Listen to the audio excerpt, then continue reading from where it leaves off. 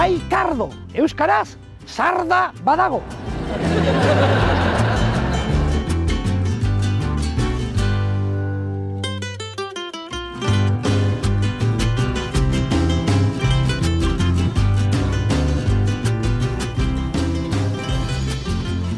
Hala, pertsona bat, goazen ezagutzera. Kaixo, egunon? Egunon. Egunon, ni Mikel zu? Eduardo nahi. Eduardo, urte askotarako.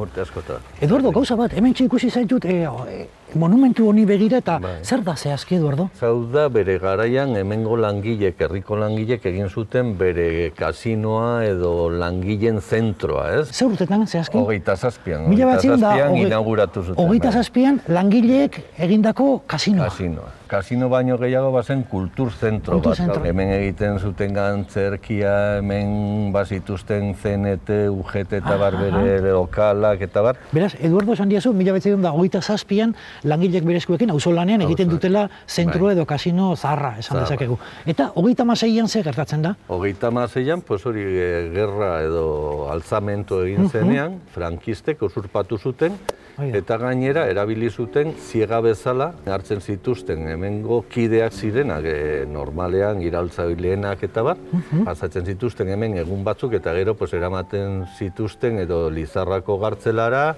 edo Iruñako gartzelara, edo beste batzuk zuzen hemendik fusilatzera. Fusilatzera, bai. Beraz, historio gogorrare badu.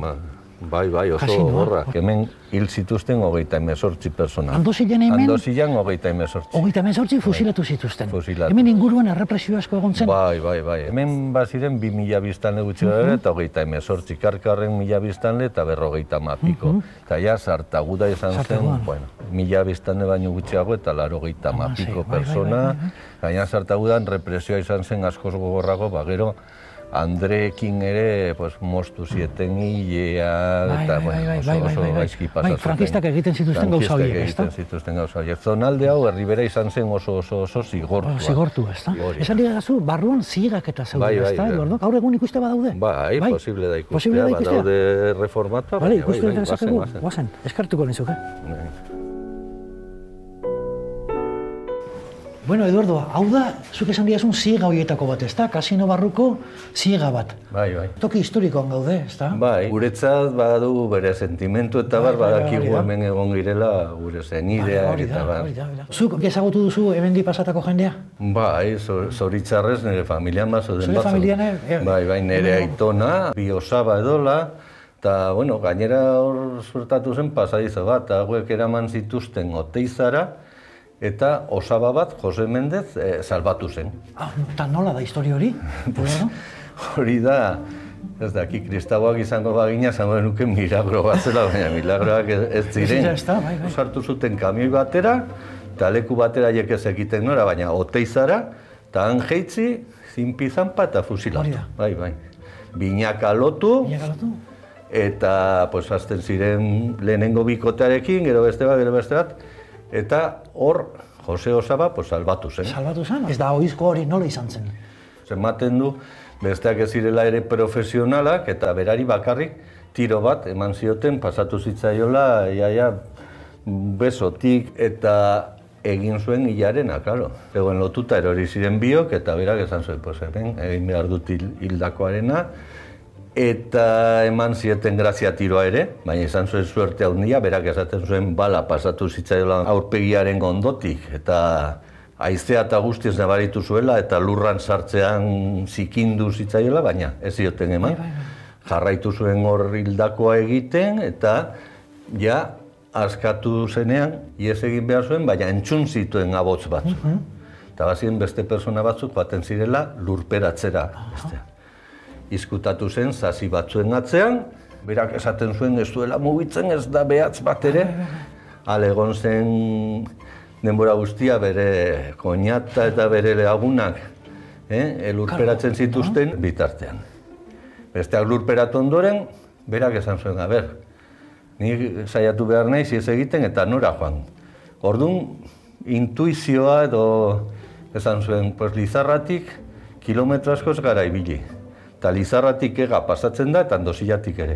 Bilatuko dut ibaia edo erreka bat edola eta berantz beti. Eta horrela egin zuen, tipitapa, Andosillaraino. Ero, pues, familia osoa isilik, inorez enteratzeko herrian, eta hori izkutaturik, eta bar. Egon zen egunak hemen izkutatuta. Egunak ez, 14 hilabete. 14 hilabete herrian izkutatuta, Andosillako etxe batean. Etxe hori hemen ikusi dezakegu? Bueno, orain aldatu dago, baina ikus dezakegu. Guazen ikustera, bai. Hala.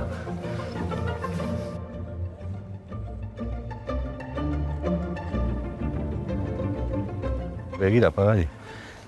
Osabak izkutatuta egon zen etxean, hori da, eta posible da llegatzea bilekuetatik. Hori da, ez da, hemen dago... Orduan, ate bat bazuen alde honetan, eta ate nagusia alde horretan. Alde horretan. Etortzen baziren, aukera izateko, Pasekan pixka bizta ikusteko, nundi zetozen, alde egiteko. Hori. Ikuste badago bertatik? Bai. Guazen ba. Guazen ba. Begira, Mikel, hau zen etxea. Hau zen zure Osaba izkutatuta egon zen etxea.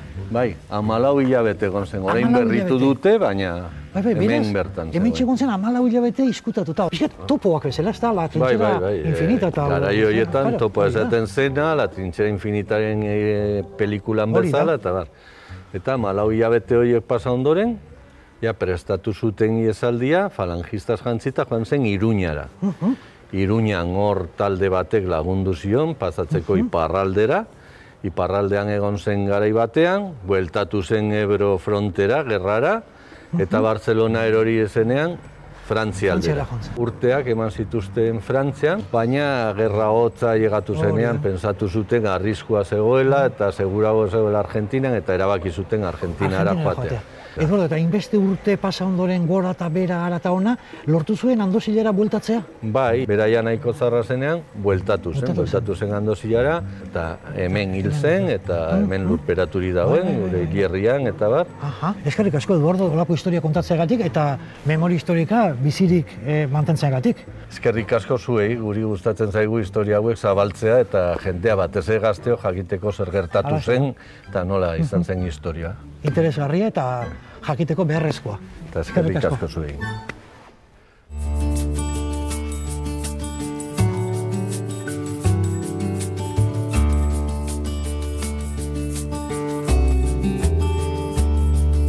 Kasino zena frankistek presondegi bilakatu, herritarrugari bertan ia 40 fusilatu. Amarreko talde baten baziraden bikuñatu. Bat hiltzen da Jose Mendez, balak ez zuten bilatu. Gorpu bila etortzerako, iesi espabilatu. Gero etxean gordeta, hilabeteak pilatu. Ari esker jakin dira, pasatako mila datu. Kasino hartatik pasa zen, ta irabaztea tokatu.